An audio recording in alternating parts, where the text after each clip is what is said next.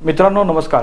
तृणमूल काँग्रेसची तब्बल 15 वर्षाची सत्ता उलथवून पश्चिम बंगालमध्ये भारतीय जनता पक्ष सत्तेवरती आला आणि शुभेंदू अधिकारी हे भारतीय जनता पक्षाचे पहिले मुख्यमंत्री पश्चिम बंगालमध्ये झाले। शुभेंदू अधिकारी यांचा राजकीय इतिहास पाहिला तर शुभेंदू अधिकारी 2019 सालापर्यंत तृणमूल काँग्रेसमध्येच होते। तेच काय, त्यांचे वडील देखील ममता बॅनर्जींचे कार्यकर्ते। पण 2019 साली स्वतःच्या पुतण्यासाठी अर्थात अभिषेक बॅनर्जीसाठी शुभेंदू अधिकारी यांना ममता बॅनर्जींनी खुर्ची खाली करायला सांगितली आणि तदनंतर शुभेंदू अधिकारी हे भारतीय जनता पक्षामध्ये सामील झाले। आता अनेक जणांना असा प्रश्न पडला की भारतीय जनता पक्षाकडे स्वतःचे नेते नाहीत का? तर असं बिलकुल नाही।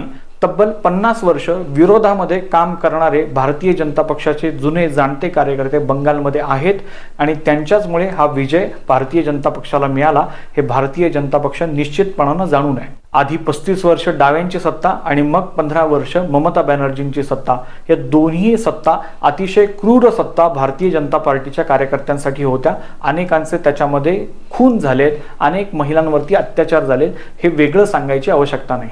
अशातही टिकून राहणारे काम करणारे कार्यकर्ते दिलीप घोष यांच्यासारखे की जे संघ विचारांशी सन्निध आहेत। पण असं असताना देखील मुख्यमंत्रीपदी शुभेंदू अधिकारी यांचाच विचार का झाला हा विषय अनेकांच्या मनामध्ये होता।